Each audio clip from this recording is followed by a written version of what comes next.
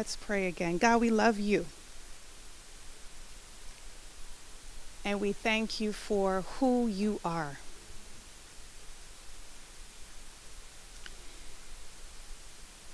Free us, Lord. Release us.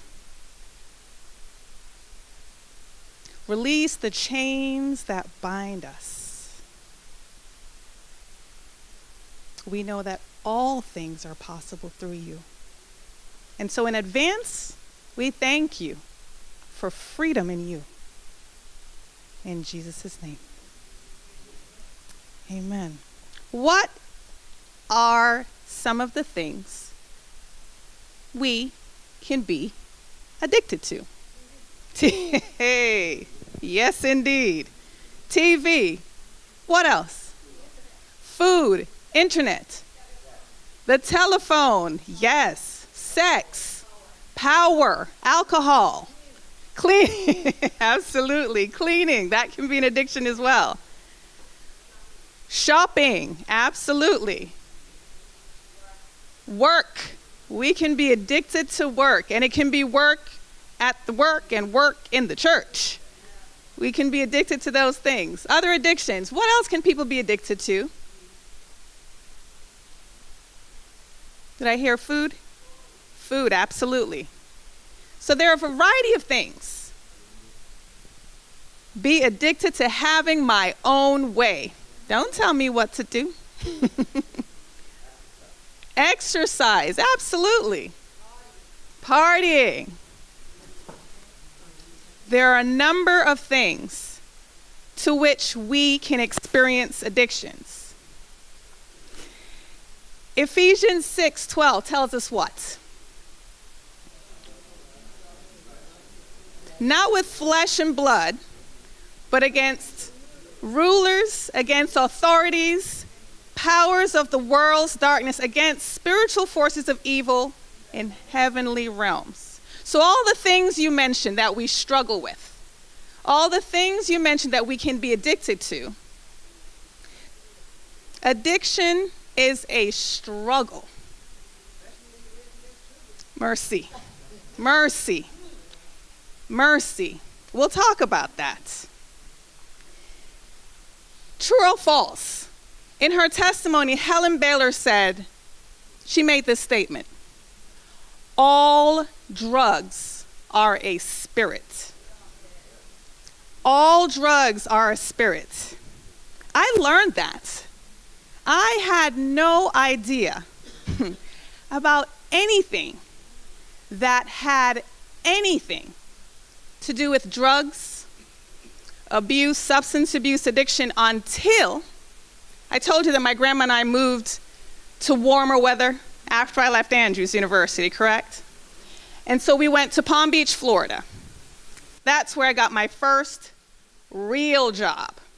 And I call it my first real job because that's the job I got after I became a counselor, for real, after I got my master's in counseling. We went to Palm Beach, and the place where I got the job was called Gratitude House. I was like, that's a cool name for a place to work, Gratitude House. Gratitude House was a center for substance abuse treatment and recovery. And it had people who came into treatment immediately after they were sentenced by the courts, or they were, instead of going to jail, they were asked to come to Gratitude House to work their treatment program. Now, I was raised in a very Adventist home. There were times when I had a nickname of being Ellen G. White because I wore these super long dresses and skirts, and I had my collars up to here, and I was a Bible thumper. They called me that. And so I had no clue. I was in a pretty sheltered life. So when I went to Gratitude House, I felt really ill-prepared for this job. But if you have children who are getting out of school, or if you yourself are job searching, you know that whatever comes, you're going to take it, right? So I was super excited to go to interview for this position. I remember when I was hired, when I was being interviewed, before I was hired, the woman who was interviewing me said, "So tell me about your exposure to substance use or abuse." And the night before, I had watched a movie. Have you seen the movie Mahogany with Diana Ross? That was the movie I watched. And I told her, well, I watched a movie last night. And in the movie, there was an experience where the woman struggled with substance abuse. And she looked at me and she said, "Do you have more to share?" I didn't. So I was surprised when a week later I got a call sharing that I was offered the job. Pleasantly surprised. God has a way. So I got to Gratitude House and I started working with the clients, and I grew. As much as they were blessing, as I was blessing them with my counseling skills, they were blessing me with their knowledge, with their wisdom, with their experience, with their strength, and with their hope. I remember being in session with clients and them sharing about their use and what consequences they experienced because of their use and the things they used. I put up there that I was green. You know, when a fruit is green, it's not ready, it's not prepared. I was green as a substance abuse counselor. So green that when the clients mentioned about different types of alcohol that they drank, I would find myself going to the supermarket on the way home and walking the supermarket aisles that had alcohol to read the labels so I could become familiar with what the clients were sharing with me about in session. That's how green I was. But I knew that if I wanted to offer the clients what they needed, if I wanted to become more knowledgeable, I needed to become educated also. So I did. There were a number of things that the clients of Gratitude House taught me. They taught me about addiction, about codependency, and about the family roles that are associated with substance use and abuse. What I learned about addiction is how sneaky and cunning it can be. Helen Baylor talked about her first hit, then she had a drink, then she took a pill, then she needed it, then from that it went and escalated to something that was stronger and more powerful. Sneaky, cunning is addiction. We talked about other addictions in here. Power and control, shopping, work. We see these things and we wouldn't think that they can be things to which we become addicted. However, check yourself. To which things do you feel drawn and pulled? To which things do you have a challenge separating? Sneaky, cunning. Addictions are difficult to break. One of the things my clients taught me was how, and I can quote, "The drugs call me." I was Miss Nivighi at the time. "Miss Nivighi, these drugs are calling me." What are you talking about? Help me to understand. Clients would talk to me about the first high, which was always the best high, and how for the life of their addiction, they continued chasing that high, attempting to get the same feeling, the same level of intensity that they connected with when they had the first hit or the first whatever it was. I learned about the challenge and the difficulty in breaking the addiction and the consequences that some will undergo as a result of this experience. I also learned about this word called codependency. Codependency. Who's heard of this word? Some of us have. Who knows what it really means to be codependent? You know the word. Well, I certainly learned about the details of codependency and the family roles of those who are in relationship with those who are in relationship with a drug to which they're addicted. But I think one of the most important lessons my clients taught me was in order to release oneself from an addiction, one must want change. One must desire change. Not just see it and think about it, but you've got to want it. Do you want to change? So, addiction, when does it begin? What is in addiction? Who has it? We know that addiction has no respecter of persons. Man, woman, boy, girl, rich, poor, black, white, orange, or gray. No respecter of persons. You helped me list the number of addictions today, and there's so much more that people tend to be pulled by, be drawn to. There was a client at Gratitude House who shared her story with me about her addiction. And one of the lessons I learned from her was the reason that sometimes our addictions begin. What's happening to us? Why do we allow a job to dominate us, a substance to dominate us, our personalities to dominate us? What's going on within us? Or what went on before that led us to the place where we thought the only solution was shopping or eating or overeating or undereating or masking with this or this or this? What took place? Absolutely. I love my amen corner over there. Thank you.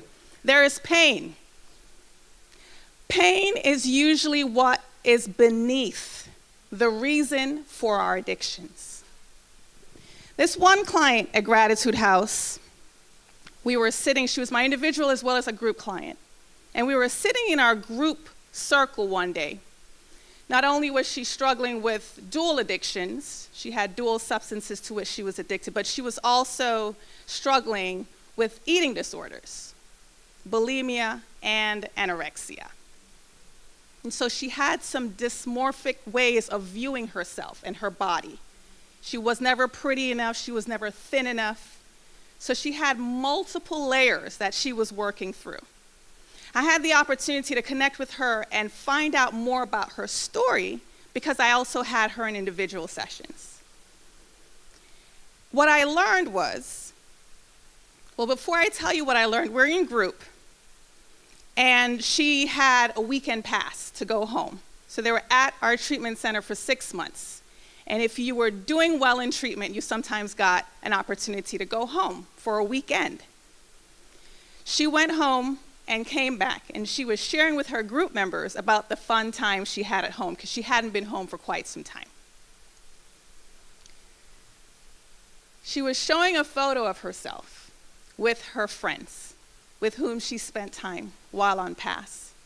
And her group members were applauding her. You look so good. Wow, it looks like you had so much fun. Look at your outfit. Woo, you're so cute. She couldn't take the compliments. It was too much for her. And at that moment, her altar came out. She was in so much pain that someone inside her, a spirit, came out in group and said, "Leave her alone. She's not here now." I said, by her name I called her, "I am not her." I said, "Can we please have her back? We would like her back in this group." The altar continued to let us know that she was not available. We were giving her too many compliments. She could not take them. We needed to leave her alone. After a few moments, she returned, not having a clue about what took place. In individual session, we processed what happened in group. I found out that this client was abused emotionally, physically, sexually, and verbally in her family of origin. And that abuse was hidden. No one ever spoke about it.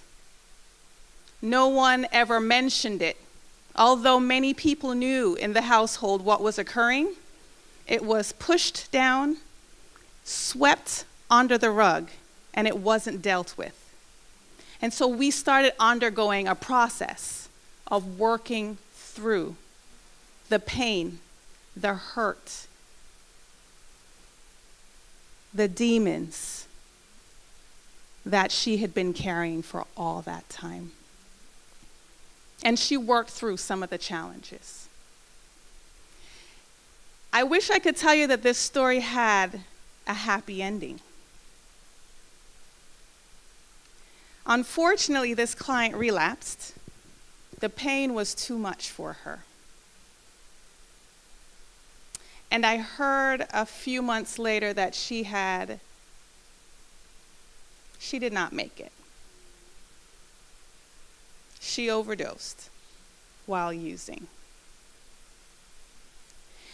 And I remember thinking to myself, that pain must have been so much to bear. It must have been so heavy, so overwhelming. And I wondered what would have happened if an attempt was made to work through that pain. If a desire to peel away the hurt, the pain, the layers, what could have been her reality? She may have. There are people in our lives that are challenged, that are struggling, that are hurting. That person could be right here, right now. What do we do and how do we support? What choice do I make if the challenge of the addiction is mine? We looked at what addiction is and who has it. Codependency is another form of a challenge. And that is usually who is the person with whom is in the relationship with those who are addicted. So we hear codependency, and I want to walk with you through what some of the symptoms of codependency looks like. Because we all agree that we've heard the word, yes? One who is codependent is usually the one relating to the person who is struggling with the addiction. Here are some of the symptoms of codependency. And ask yourself, as you read these symptoms, if any of these may apply to you. Do you fear being alone or abandoned? Are you irritable when others don't take your advice? Do you get caught up in everyone's drama and trauma and actually enjoy it? And if you're not a part of it, you wonder what's going on? Do you love giving your finances and other resources to others to the point where you sometimes feel depleted? Are you giving so much of yourself in your relationships that there is nothing left of you and or for you?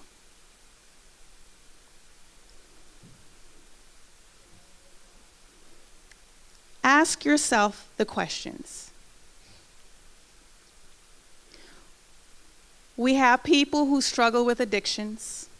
We have people who are challenged being codependent in those relationships. And then when I think about the roles that we play in these relationships and the effects of addictions and codependency on people with whom we're in relationships, we can see that the effects span far and wide. There are family roles that we play when we're a part of systems, when we're a part of relationships where addictions reign.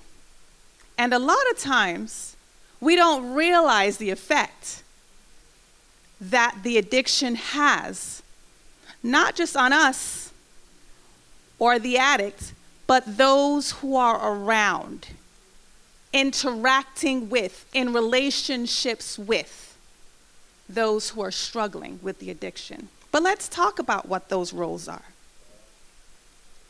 This is what the family looks like. We have roles of the victim, which usually is the person who's the addict. Then different people take on different roles. We have the scapegoat, the lost child, the chief enabler, mascot, and the family hero. And we're going to talk about these in detail just now. But I want you to think about if you have someone in your life that may be struggling with an addiction. Are you the addict? Are you the codependent? The hero, mascot, chief enabler, lost child, scapegoat? Do any of these things apply to you? When we read the list of the characteristics of the codependent just now, did anything resonate with you? Let's look at the enabler. These are some of the characteristics of the enabler, which is usually the person who is codependent in the relationship. They deny, and they really pretend that nothing's wrong because their goal is to smooth everything over. It's okay. No.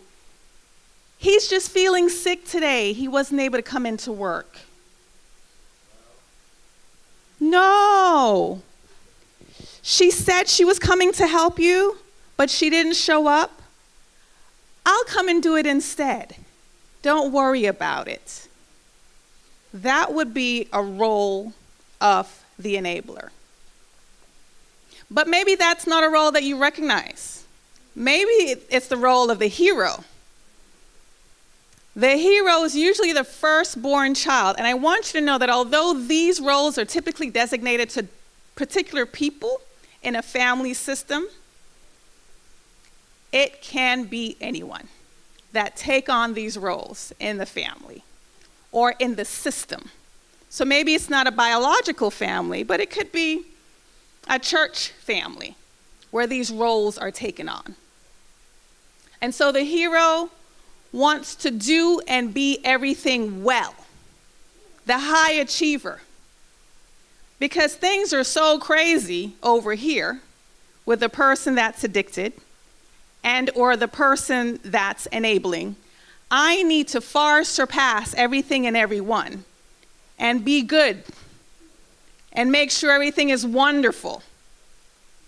And I have to be superb covering all the chaos that is the reality.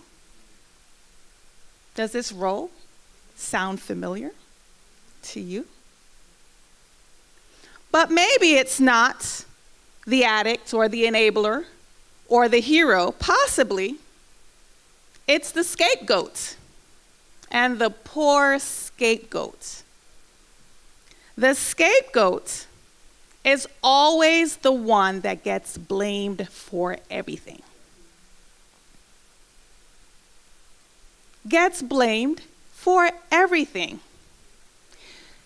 Another title for the scapegoat is the black sheep. You've heard that one, haven't you? I'm sure that's not our Midland Heights people. Absolutely not. Pointing fingers. If it wasn't for you, our family wouldn't look like this. If it wasn't for you, this would not be our reality. It's your fault why this is happening to us. That is unfortunately what the scapegoat experiences. But maybe that's not your reality either, is it? Maybe your reality is that of the mascot. Who's the comedian in your household? Who's the one that's always trying to make things so much fun and lighten the load and make sure things are not so heavy? That is the family mascot. If it gets too intense, let me crack a joke over here. If things are too chaotic, let me pretend that I am this person and make everyone laugh, because that is what I need to do to make things feel normal in here. And again, maybe that's not your reality. Maybe you are, or someone you know, is a lost child. The lost child. And the lost child is usually a middle child or a lastborn that's just forgotten. It's a child that no one really pays attention to. We're so busy focused on our addiction over here, or our codependency over here, or cracking jokes over there, or being a hero over here. Oh, you're a part of this family? Really? Okay, you're the lost child. I want to go back to this picture so you can take a look at this family system. Because what I learned at Gratitude House that was important for the person who was addicted to learn was the effect that the addiction was having, not just on themselves, but on those around them. The impact that their choices had on their system. Addiction is, what do we say, conniving, sneaky. That folks tend to get lost in the addiction and not realize that there's so much going on the outside that is directly affected and impacted by the use. I have a number of client stories that I could share with you about addiction from different people. And of course, all these names are made up to protect the innocent. But I did speak with Michelle, and I told her that I was coming to this seminar, and I asked her for permission to share her story. And she said that it was okay to share the story of her and Anthony, not their names. When I told her that I was giving her the name Michelle, she said, "You can tell them my name, I don't care." And I said, "That's okay." I will use the name Michelle. She and Anthony have been married for 38 years. And when they initially got married, Michelle, she was brought up in a home that was very honest and open. If something was wrong, they talked about it. If they wanted something, they were very direct. So when she met Anthony, she had certain expectations that that would be how he would interact in their relationship. And so when she asked him a direct question, she believed his answers. What she didn't know was that Anthony was in his active addiction at the time that they met. And so she had some wonderments. She saw him drinking and she asked, "Hey, how many drinks did you have?" And he would give her a number, and she believed the number that Anthony gave her. But that was never accurate. She loved him, they enjoyed each other, and they eventually got married. When they got married is when things became real. That's when she learned about Anthony's use of multiple substances and that he had been dishonest with her from the very beginning of their relationship.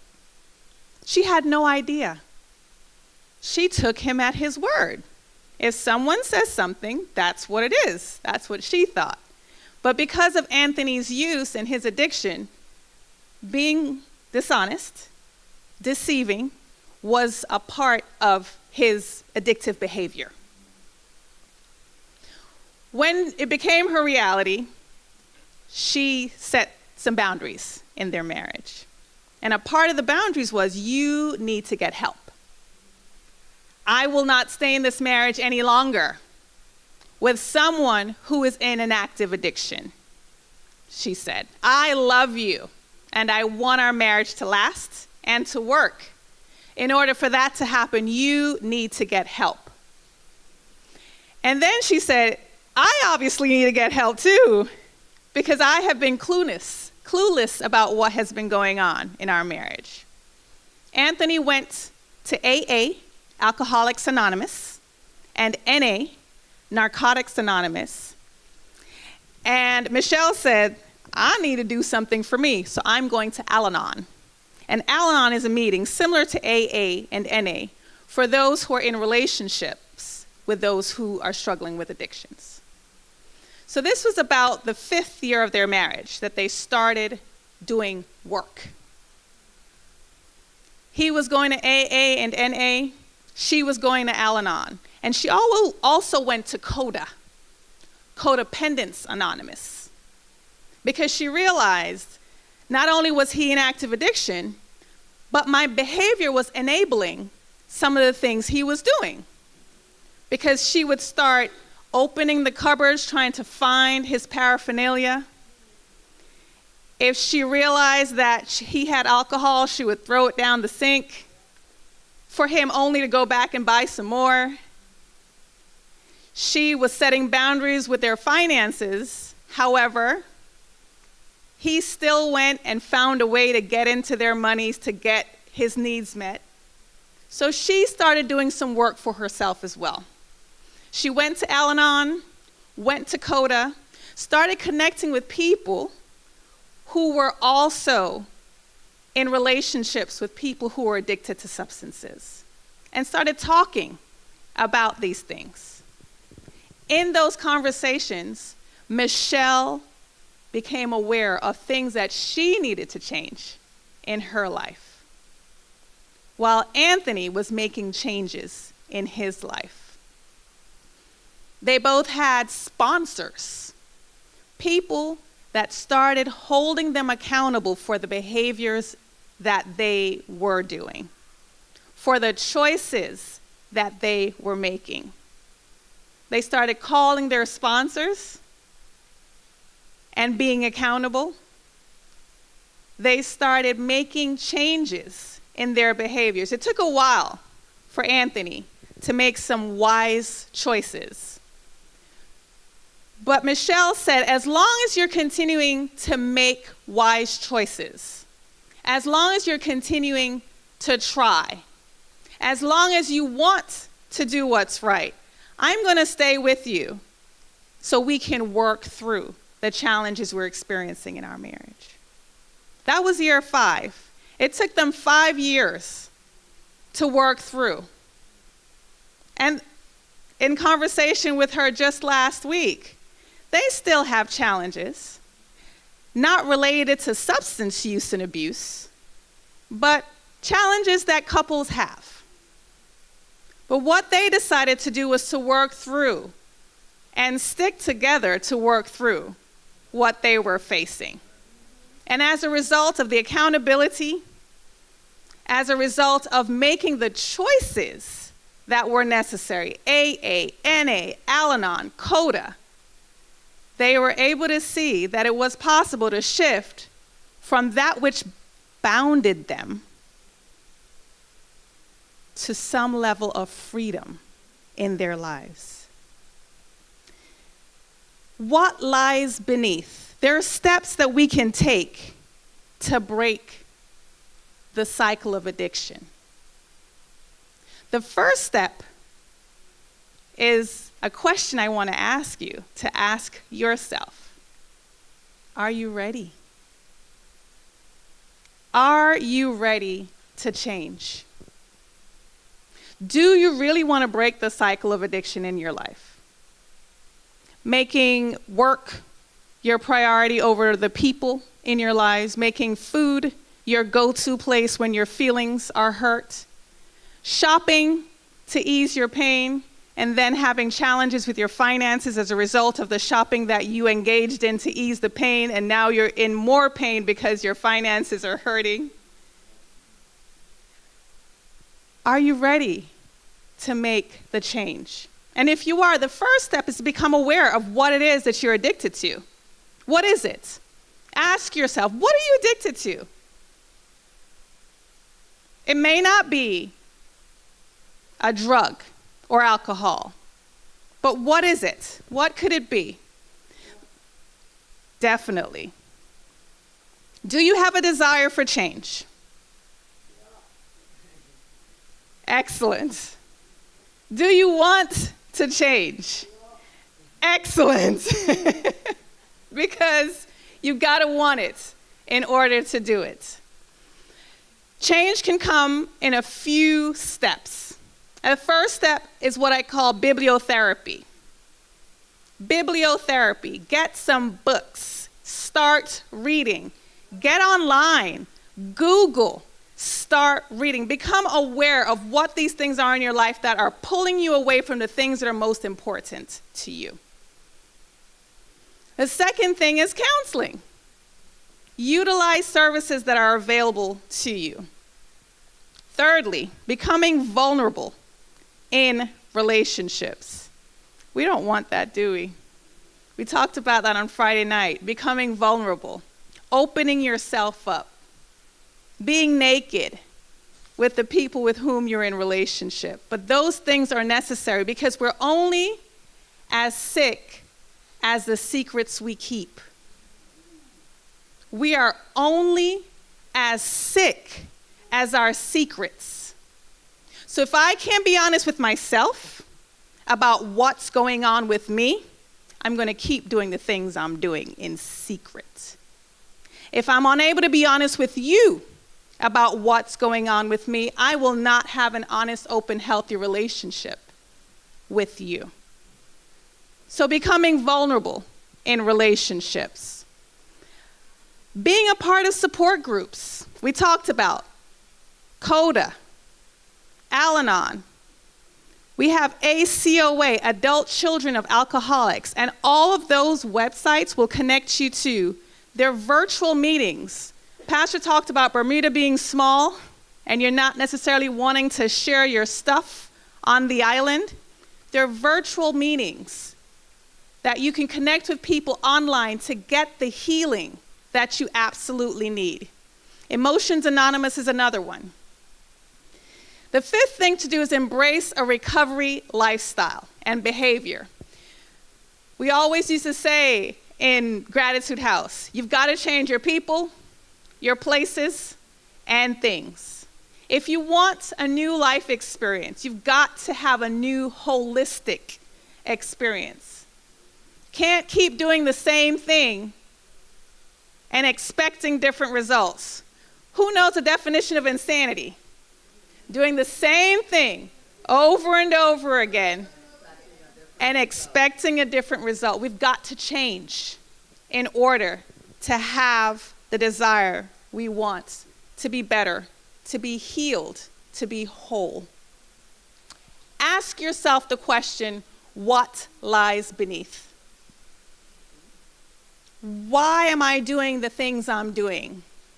We're not robots.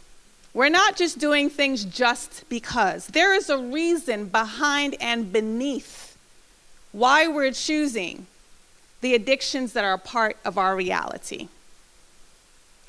In John 5, Christ asked someone a very invaluable question. We know this story. And the invaluable question in the story is this. In verse 6, the question was asked, do you want to be well? Do you want to be healed from your addictions?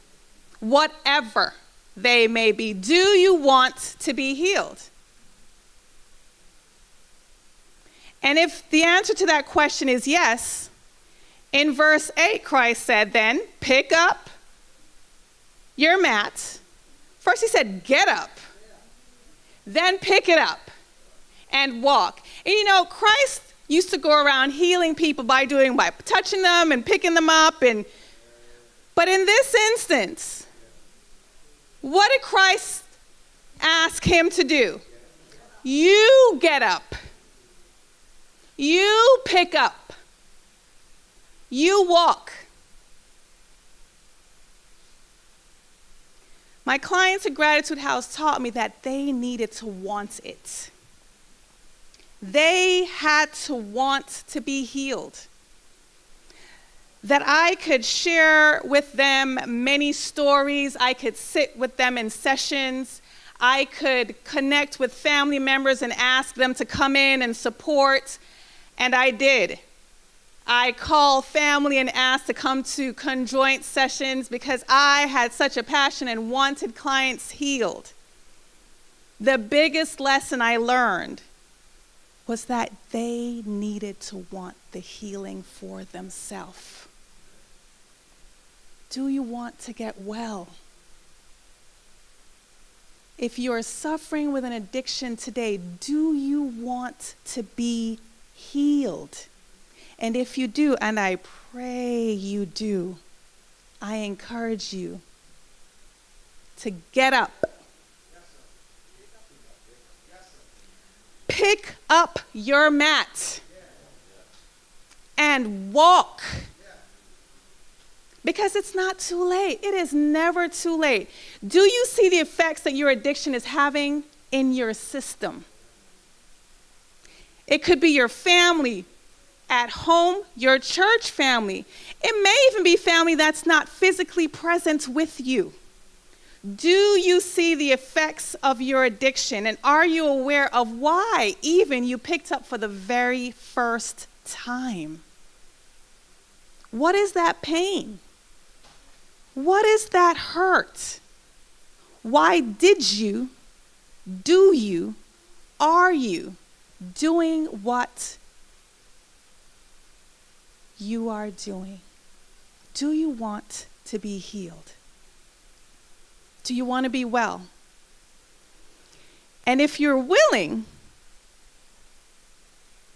are you desirous of investing in your recovery today? Are you desirous of investing in getting well the way you have been investing in your addiction? That nothing can stop you from shopping when you're wanting to go shopping. Nothing will stop you from opening the freezer to get that ice cream when you're ready for it. Are you willing to invest as much energy and effort into your recovery, into getting well, as you have in the addiction that has caused you and others so much hurt and pain. I pray you are. I pray you are, because with the two stories I shared with you, the first one will not be your reality. But as was the case, is the case with Michelle and Anthony, with work, you can come to a place of healing and wholeness and wellness. And even if you have challenges, it will be everyday challenges that people go through. But the question is, do you want to get well? And do you want to do it now? Today. There is hope. We have a hope. We can start anew yesterday? Tomorrow? We can start right now, today. We can start right now, today. You know that my favorite verse in the Bible is that our brother Jesus came that we might have life. I love it. Y'all are at the more before I even get there. And we might have it more abundantly. Not a life that calls us hither, thither, and yon, that drags us with it into the addictive behaviors that lead us wherever it chooses, but a life that gives us more abundance, goodness and mercy and joy and fullness and love and hope. Have this more abundance that is freely ours. It's available. Choose to be well. Choose to be healed today, right now. Make the choice. Be ye healed. Be healed today. Thank you.